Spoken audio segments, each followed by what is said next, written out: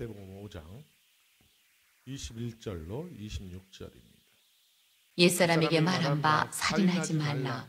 누구든지 살인하면 심판을 받게 되리라 하였다는 것을 너희가 들었으나 나는 너희에게 이르노니 형제에게 노하는 자마다 심판을 받게 되고 형제를 대하여 라가라 하는 자는 공회에 잡혀가게 되고 미련한 놈이라 하는 자는 지옥불에 들어가게 되리라. 그러므로 예물을 제단에 드리려다가 거기서 내 형제에게 원망 들을 만한 일이 있는 것이 생각나거든 예물을 제단 앞에 두고 먼저 가서 형제와 화목하고 그 후에 와서 예물을 드리라. 너를 고발하는 자와 함께 길에 있을 때에 급히 사화하라. 그 고발하는 자가 너를 재판관에게 내어주고 재판관이 옥리에게 내어주어 옥에 가둘까 염려하라. 진실로 내게 이르노니 내가 한 푼이라도 남김이 없이 다 갚기 전에는 결코 거기서 나오지 못하리라. 아멘. 오늘은 마태복음 5장 21절에서 26절 말씀을 가지고 지난주에부터 시작했던 것처럼 올바른 예배생활이라는 말씀의 주제에 이제 소주제인 두 번째 시간으로 용서라는 말씀으로 서로 은혜를 나누고자 합니다. 올바른 예배생활에 있어서 우리가 제일 먼저 행해야 될 것이 예배에는 먼저 용서가 있어야 된다는 것입니다. 성경을 읽다 보면 우리 주님께서 우리에게 하신 말씀이 있어요.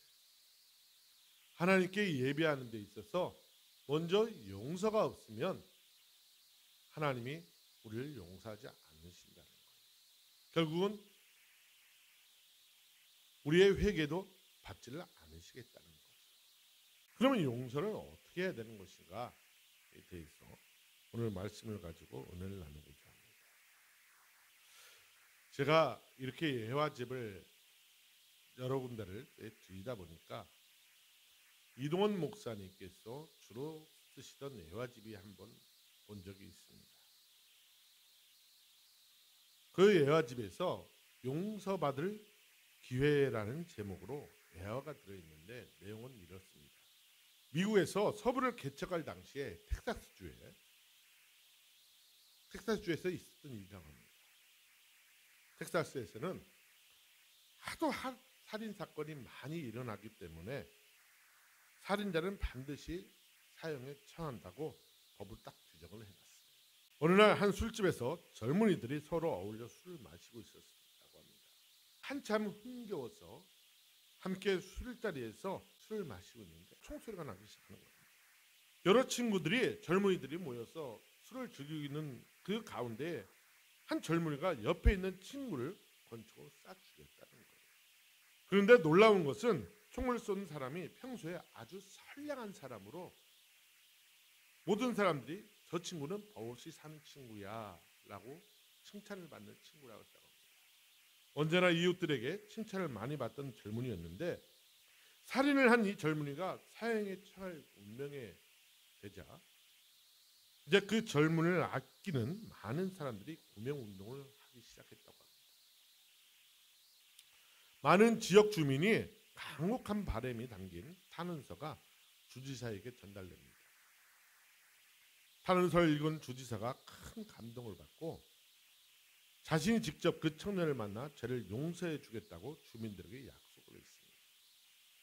그래서 주지사는 청년에게 다가갑니다. 그런데 그 청년은 죄를 짓고 난 후 성격이 완전히 변해버렸다는 거예요. 그렇게 선량했던 청년이 악하게 변해버렸다는 거예요. 그는 자신의 삶을 자포자기하여 비뚤어진 생각만 하고 나중에는 행동까지 나쁘게 됐다는 거예요. 주지사가 사면장을 가지고 그를 면회하러 왔지만 그 젊은 친구는 주지사의 만남을 거부했습니다. 여러 사람의 구명운동 덕분에 죄를 용서받을 수 있는 큰 은혜를 그는 저버렸다는 거예요. 결국 그는 사형으로 인생을 마칠 수밖에 없다고 합니다. 사람들은 자신이 지은 죄 때문에 모두 하나님의 심판을 받게 될 것이라고 성경은 기록하고 있습니다. 그러나 그들은 죄 때문이 아니라 그를 용서하려고 이 땅에 오셔서 십자가를 지신 예수 그리스도를 거절했기 때문에 용서를 받을 기회를 잃어버렸다는 거예요. 즉 용서받을 기회를 잃고 결국은 멸망의 길로 갈 수밖에 없었다는 것입니다. 우리 하나님은 우리의 죄를 용서하시기 위해서 친히 당신의 아들을 보내시겠다고 이미 창세기 3장 15절에 말씀하고 계십니다. 죄 지은 우리를 위해서 친히 동물을 잡으셔서 그 가죽 옷을 사람들에게 입혀주셨죠. 죄를 가려주신 것입니다. 그 가죽을 얻기 위해서는 동물이 죽어야만 했습니다. 그냥 죽는 것이 아니라 피를 흘리고 죽어야만 했습니다.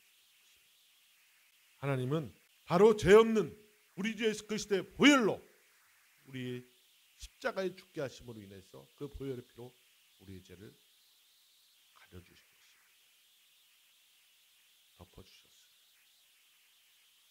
우리가 하나님 앞에 나갈 때는 예수 그리스도의 보혈이 아니면 우리는 하나님 앞에 나갈 수가 없습니다. 사랑하는 은총교회 성도 여러분, 오늘 저는 지난주에 이어서 멸주에 거쳐서 올바른 예배 생활이 어떤 것인가에 대하여 서로 의견을 나누고자 합니다. 올바른 예배 생활은 하나님과 우리 각자의 관계 회복의 문제입니다.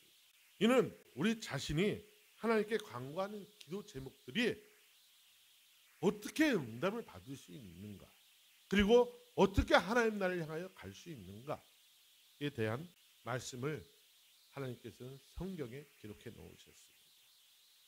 그 첫 번째 용서라는 제목으로 오늘 나누고자 합니다. 하나님을 알지 못하는 사람들은 이 세상을 살다가 생을 마감하면 그것으로 자신의 인생의 끝이라는 생각을 갖고 살아간다고 합니다. 그렇다 보니 자신의 육신의 생각을 따라 만족을 누리고자 해서 타인의 것을 빼앗거나 또는 생명까지 앗아가 버려서 그 사람의 소유를 뺏어서 자신의 만족을 채우려고 하고 있습니다. 더욱이 더불어 살아가는 세상을 살겠다고 하면서 자신에게 조금이라도 손해가 오면 타인을 비방하거나 미워하고 타인을 정죄하는 삶을 살아가는 모습을 우리는 요즘 흔하게 볼 수가 있습니다. 어디에서도 하나님의 형상과 모양을 닮은 그 사랑을 찾아볼 수가 없는 인생을 살고 있는 것이 바로 우리들의 모습이 아닌가 싶습니다. 그러나 우리의 인생은 현재를 살아내고 있는 삶이 끝이 아니고 우리의 삶이 끝나면 반드시 심판이 있다고 성경은 말씀하고 있습니다. 히브리서 9장 27절에 한 번 죽는 것은 사람에게 정해진 것이요 그 후에는 심판이 있다고 명확히 하나님은 말씀하고 계십니다. 우리의 삶 하나하나는 하나님께서 하늘에 있는 생명책에 기록하고 있다고 요한계시록 20장 12절에서 말씀하고 있습니다. 우리의 생명이 끝나고 하나님의 심판 자리에 서게 될 때에 하나님께서는 그 생명책에 기록한 우리의 행동 하나하나를 가지고 우리를 심판하시겠다는 겁니다. 그래서 예수님께서는 마태복음 7장에서 천국에 들어가는 조건들을 말씀을 하십니다. 주여 주여 하는 자마다 다 천국에 들어갈 거 아니요 아버지의 뜻대로 행하는 자라야 천국에 들어갈 수 있다고 말씀하십니다. 아버지의 뜻, 그 뜻입니다. 하나님께서는 죄악된 우리를 먼저 사랑으로 궁일이 여기시고 불쌍히 여기셔서 우리 죄를 덮기 위해서 죄 없는 동물을 죽이시고 피를 흘리셔서 그 가죽 옷으로 우리의 부끄러움과 죄악을 덮어주셨음을 창세기 3장에서 볼 수가 있습니다. 사랑하는 은총교회 성도 여러분, 그리고 유튜브를 시청하고 계시는 함께 예배하는 우리 성도 여러분, 우리는 하나님의 형상과 모양대로 하나님의 속성을 가지고 창조된 사랑의 존재들이라는 것을 성경은 분명히 말씀하고 있습니다. 죄가 하나님과 우리 사이를 갈라놓기 전까지는 우리는 하나님 나라의 대리 통치자들이었습니다. 하나님의 주신 복을 누리며 세상을 정복하고 다스리던 존재였던 것입니다. 그러나 죄가 우리에게 들어온 후부터는 우리는 죄의 종으로서 시기, 질투, 다툼 등 하나님의 속성의 사랑을 행하지 못하고 거짓된 삶을 살아내면서 생명책에 죄악을 쌓는 삶을 살아내고 있는 모습이 바로 저와 우리 성도님들의 모습은 아닌지 다시 한번 오늘 말씀을 통해서 점검해 보는 귀한 시간이 되시기를 바랍니다.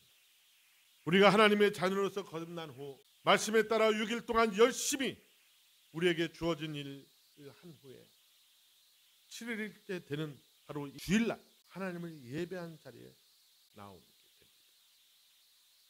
이것이 하나님의 뜻인 줄 믿습니다. 그리고 지난 한 주간 동안 하나님의 사랑 가운데 지켜주신 데 감사하여 우리의 마음을 다하고 뜻을 다하고 힘을 다하여 우리를 지켜주신 하나님을 예배함으로 기쁨으로 예배하는 자리에 우리가 나온 줄 믿습니다. 그러나 예배 자리에 나온 저와 성도님을 향하여 예수님은 오늘 말씀을 통하여 우리에게 올바른 예배 생활은 먼저 우리가 하나님 앞에 죄인이라는 사실을 인식한 것부터 시작된다는 말씀하고 계십니다. 하나님께서 모세를 통해 주신 율법에는 살인의 정의에 대하여 사람을 실질적으로 죽여야만 살인이라고 간주하고 심판하라고 말씀하고 있습니다. 그러나 예수님은 형제에게 노하는 자마다 살인자라고 말씀하시면서 그 형제에게 노하는 것은 분명히 심판을 받게 된다고 말씀하고 있습니다. 사람을 어떻게 어떤 도구나 행위로 생명을 빼앗는 행동을 죄로 보았다면 지금은 행위 또는 행동의 뿐만 아니라 언어적 표현까지도 폭력 또는 인격 살인으로 보고 처벌하고 있다는 것을 우리는 알고 있습니다. 오늘 말씀을 보면 예수님께서 벌써 인격적 살인이 행위나 행동의 살인을 저지른 것 같은 죄라고 말씀하고 있는 것입니다. 형제에게 화를 말하는 행위를 하는 자는 예수님은 심판날에 하나님 앞에 설 때 죄로 심판받게 된다고 말씀하고 있는 것입니다. 예수님은 나 외에 타인은 하나님의 영적 형제로서 그 형제에게 화를 바라는 행위가 결국 하나님께 화를 바라는 모습과 같다고 말씀하고 있는 것입니다. 더 심하게는 형제에게 바보라고 말하는 그 모습조차도 지옥불에 던져진다고 오늘 성경은 말씀하고 있습니다. 우리가 살다 보면 친구와가도 대화를 할 때 야 이 바보야 병신아 농담조로 그렇게 얘기를 해요. 우리는 무심코 친한 사이니까 그렇게 얘기해도 되겠지라고 무심코 얘기를 합니다. 제가 대구에서 목회를 할 때 이제 처형들을 가끔 가다가 만나면 우리 사모님의 그 언니가 가끔 가다가 대화를 하면 이 빙신아 자꾸 그래요. 저의 귀에 무지하게 거슬려요. 그 소리가. 그쪽 지방에서는 대구 지방에서는 친한 사이에게 대화를 하다 보면 이 바보 같은 거사, 이 병신 같은 거사, 이 빙신아 그런데 하나님은요 내 귀에 들린 대로 내가 행하리라는 말씀을 하셨어요. 그래서 처형에게 말씀드렸죠. 처형 자꾸 그렇게 말씀하신 건 귀에 거슬립니다. 그렇게 말씀하지 마세요. 왜 집사람에게 자꾸 병신아 그렇게 얘기를 하세요? 아무리 친한 사이라도 동생이라도 그렇게 말하는 것은 제가 옆에 있을 때 그렇게 말하는 것은 예의에 어긋나는 행동이니까 그렇게 말하지 마십시오라고 권면을 드렸습니다. 그 이후로는 그 말씀을 안 하시더라고요. 우리가 삶을 살다 보면 한 번도 이런 죄를 짓지 않은 사람은 없을 것입니다. 저도 물론 대화 중에 친구들 만나면 나도 모르게 나올 때가 있어요. 그래서 그런 소리를 안 하려고 척 인식을 하고 대화를 합니다. 자신도 모르게 형제에게 이웃들에게 화를 바라거나 바보라는 언어를 무심코 뱉어내는 것입니다. 우리 자신도 모르게 우리는 죄인된 삶을 살아내고 있다는 사실을 우리는 인식해야 합니다. 이러한 삶은 죄의 종으로서 하나님 법 밖의 삶이라고 성경은 말씀하고 있는 것입니다. 하나님은 하나님 법 안에서 예배하는 자들을 찾으신다고 요한복음 4장 23절에서 24절에 말씀하고 있습니다. 제가 읽어드리겠습니다. 하나님께 참되게 예배한 자들은 영과 진리로 예배할 때가 오나니 곧 이때라. 아버지께서는 자기에게 이렇게 예배한 자들을 찾으시니라. 하나님은 영이시니 예배하는 자가 영과 진리로 예배할지니라. 아멘. 하나님이 영으로 우리가 예배할 때는, 그리고 영적인 삶을 살아갈 때는 우리 언어가 바뀌어요. 말이 바뀐다는 거죠. 부정적인 말, 또 거짓되고 비난되고 남을 비방하는 언어들이 다 사라져버리고 오직 하나님을 찬양하고 그들을 칭찬하고 더욱더 힘을 주는 그런 소리로 언어가 바뀌게 됩니다. 긍정적인 소리로 바뀌게 되는 거죠. 우리가 죄인이라는 사실을 인식할 때에 하나님이 우리를 용서하셨듯이 우리도 형제를 용서할 수 있고 바로 회개의 자리에 나갈 수 있다고 오늘 말씀하고 있습니다. 그러므로 사랑하는 은총교회 성도 여러분, 그리고 유튜브를 시청하는 우리 귀한 성도 여러분, 우리를 창조하신 영적 아버지신 하나님을 예배하는 올바른 예배는 우리가 죄인이라는 사실을 먼저 인식할 때부터 시작된다는 깨닫고 우리의 언어를 먼저 바꾸는 귀한 우리 성도님 되시기를 예수 그리스도의 이름으로 축복합니다. 두 번째로 올바른 예배의 시작은 이웃을 사랑함으로써 시작된다고 오늘 말씀하고 있습니다. 오늘 말씀 5장 23절에서 24절에 그러므로 예물을 제단에 드리려다가 거기서 내 형제에게 원망 드릴 만한 일이 있는 것이 생각나거든 예물을 제단 앞에 두고 먼저 가서 형제와 화목하고 그 위에 와서 예물을 드리라라고 말씀하고 있어요. 예물을 드린다는 것은 예배의 행위입니다. 그 예배를 드리기 전에 예배를 드리려고 먼저 하나님 앞에 딱 나갔는데 형제와 불화했던 것, 내가 원망 드릴 만한 일을 생각나는 것이 있다면 먼저 그 문제를 해결하고 와서 하나님을 예배하라는 겁니다. 제가 가끔 제가 경험한 내용들을 간증하고 합니다. 지난해에 한번 했지만 다시 한번 그 간증을 통해서 오늘 말씀이 어떻게 이루어지는가에 대해서 말씀을 드리고자 합니다. 제가 사업을 할 때, 세상에서 사업을 할 때에 같이 사업을 운영하던 다른 교회 섬기는 권사님이 옆에 계셨어요. 아주 추운 날, 겨울날이었습니다. 추워서 제가 항상 이렇게 외부에 나갈 때는 모자를 쓰다가 이제 들어오면은 이제 모자를 벗어놨는데 그 옆에 권사님 옆에 앉는 자리에 모자를 딱 두었는데 그 모자가 권사님 자리에 떨어졌습니다. 그랬더니 권사님이 갑자기 제 모자를 분명히 제 건지 인식을 하셨을 거예요. 휙 던지면서 누가 지저분하게 모자를 내 자리에 갖다 놨어? 하고 던져버리는 거예요. 그 모습을 보고 나서 저는 권사님에게 말은 안 했어요. 근데 속으로 뭐라고 표현을 했냐면 권사가 뭐 저래? 아니 혹시 지저분한 모자라도 떨어졌으면 내 건 거 분명히 알 텐데 이거 집사님 거예요? 하고 돌려주면 되는 거 아닙니까?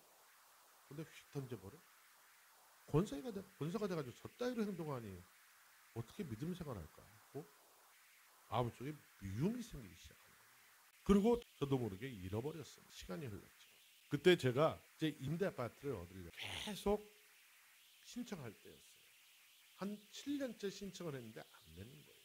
그런 일이 있던 해에 한 몇 개월이 지났을 거예요. 신문에 광고가 나서 임대 아파트 광고가 나와서 이제 인터넷으로 신청하고 제가 일을 보는 다음에 항상 일을 끝나면 저는 교회에 올라가서 기도를 하기 시작했습니다. 교회에 겟세마네 기도실이 있었기 때문에 많은 분들이 올라와서 기도를 받습니다. 각자의 기도 제목을 놓고 기도하는 올라가는데 저도 이 아파트 문제를 놓고 하나님 앞에 기도하기 위해서 올라가려고 그날따라 하나님께서 제가 교회를 가려고 발길 옮기는 순간 마음속에서 오늘 이 말씀을 주시는 거예요. 마태복음 5장 23절 24절 말씀을 딱 주시는 거예요. 예물을 제단에 들려다가 형제에게 원망 드릴 만한 일이 생각나거든 먼저 형제와 화목한 후에 하나님께 예물을 드리라는 거예요. 그러면서 생각나게 딱 떠오르게 하신 게 바로 권사님을 미워했던 마음이 딱 떠오르는 거였어요. 사실 권사님에게 그런 일을 설명하기가 좀 개면쩍었습니다. 하지만 하나님이 하라고 하셨기 때문에 권사님에게 가서 말씀을 드렸습니다. 권사님 정말 죄송해요. 그랬더니 권사님이 눈을 동그랗게 쳐다보면서 왜 뭔 일 있어요? 딱 그러는 거예요. 예, 지난날 제가 모자를 이 권사님 자리에 잠깐 놨는데 떨어졌나 봐요. 근데 권사님이 휙 던지는 모습을 보고 권사님을 속으로 욕을 했습니다. 그리고 권사님이 좀 미워했던 적이 있었어요. 딱 그랬더니 권사님이 어머 그런 일이 있었어요? 아 뭐 별것도 아니고 아우 나 그랬으면 나 미안해요 하고 되려 나한테 용서를 하시더라고요. 그러면서 권사님은 그런 일이 있는 것조차도 기억을 못 하시는 거예요.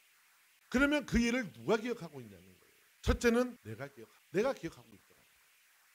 두 번째는 하나님이 기억하고 있어요. 그러니까 첫 번째가 하나님이 기억하고 계시고 두 번째가 내가, 세 번째가 누가 기억하고 있냐?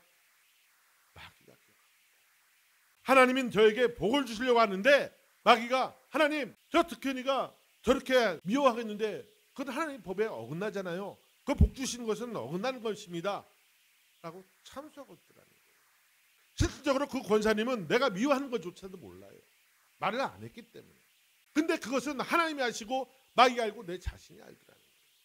결국은 내가 미워하는 그 미움이 그 권사님한테 가는 것이 아니라 나를 옥죄고 있더라는 거예요. 그러니까 문제가 풀려지지가 않는 거예요. 사랑하는 주께서. 기도하는데 기도 제목들이 응답되지 않고 있습니까? 혹시 내 마음속에 누군가를 미워하고 있는 마음이 있지 않는가 다시 한번 점검해 보기를 원합니다. 나도 모르게 내뱉은 한마디 한마디가 그 사람을 옥죄고 있지 않는가. 그것을 그 사람을 옥죄는 게 아니라 내 자신을 옥죄고 있다는 거예요. 오늘 이 말씀을 통해서 다시 한번 우리를 점검해 볼 필요가 있다는 겁니다. 그런 일이 있었다면 지금 즉시 만나서 용서를 구하거나 전화를 통해서 용서를 구하는 우리 은총교회 소년 되시기를 예수님의 이름으로 부탁드립니다. 그렇게 그 일이 풀어진 이후에 교회에 올라가서 기도를 하는데 놀라운 하나님의 역사가 있었어요. 기도하는 중에 하나님께서 저를 하늘나라로 올려보내셔서 환상을 3시간 동안 눈물 뿌려 기도하는 그 가운데 환상을 보게 됩니다. 그리고 그 다음날 아파트가 당첨이 됩니다. 하나님은 우리에게 죄가 있으면 하나님이 일하시지 못한다는 거예요. 우리가 미워했거나 우리가 용서하지 못한다면 하나님은 우리에게 좋은 걸 주시지 못한다는 겁니다. 사단이 그걸 가로막고 있다는 거예요. 그러므로 사랑하는 은총교회 성도 여러분, 오늘 이 시간 우리에게 용서할 문제, 용서를 받아야 할 문제가 있다면 그 문제를 먼저 속히 실천하시고 예배 자리에 올라오시는 은총교회 성도님들 되시기를 예수 그리스도의 이름으로 축복합니다. 세 번째로 올바른 예배는 나를 내려놓고 예배하는 것이 바로 예배의 시작인 점이 있습니다. 나를 내려놓으면서 이 올바른 예배가 시작된다는 거예요. 복자는 우리 자신을 작은 우주라고 말을 합니다. 이 우주를 창조하신 분은 살아계셔서 지금도 우리와 함께 계신 하나님 아버지이심을 깨달아 알기를 원합니다. 이 작은 우주의 주인이 내가 될 때에는 하나님을 향한 올바른 예배가 드려질 수가 없다는 것입니다. 진정한 올바른 예배의 시작은 나의 주인이 하나님됨을 인정하고 나의 주인됨을 내려놓고 하나님을 예배할 때부터 시작된다는 것을 깨달아 알기를 예수 그리스도의 이름으로 축복합니다. 그러므로 나의 삶에 교만과 미움과 시기와 질투와 탐욕과 탐심을 내려놓고 성령을 따라 행하는 삶을 통해서 내가 나의 주인됨을 부인하고 하나님이 나의 주인됨을 인정할 때에 바로 내 안에 계신 예수 그리스도께서 성령으로 우리를 향하신 용서의 십자가를 우리가 같이 지고 나갈 수 있음을 믿으시기 바랍니다. 하나님은 우리의 예배를 기쁘게 받아주시기를 원하고 계십니다. 그러므로 올바른 예배는 나의 자존심을 예수 그리스도의 십자가에 못 박아버리고 십자가 위에 내려놓고 예수 그리스도의 용서의 십자가를 가지고 이웃을 용서할 때 올바른 예배의 자리에 나갈 수 있음을 깨달아 알고 실천하는 우리 은총교회 성도님과 유튜브를 신청하는 우리 성도님 되시기를 예수 그리스도의 이름으로 축복합니다. 말씀을 정리합니다. 하나님께 올리는 올바른 예배는 내가 죄인된 것을 인식하고 회개할 때에 하나님께서 올바른 예배를 받아주시겠다는 걸 말씀하고 계십니다. 내가 죄인이라는 것을 인식하고 회개하여 말씀에 순종하고 말씀에 따라 하나님을 알지 못하는 이웃에게 하나님의 사랑을 전하여 함께 예배자리에 나올 수 있을 때에 하나님은 그 예배를 기뻐 받으시겠다고 말씀하고 계십니다. 그리고 예배자리에 나올 때에 날 철저히 부인하고 예수 그리스도의 용서의 십자가를 우리가 같이 지고 예배자리에 나올 때에 올바른 예배 생활이 될 수 있음을 깨달아 알고 실천하는 우리 은총교회 성도들입니다. 유튜브를 시청하는 귀한 성도들 되시기를 예수 그리스도의 이름으로 축복합니다. 기도합니다.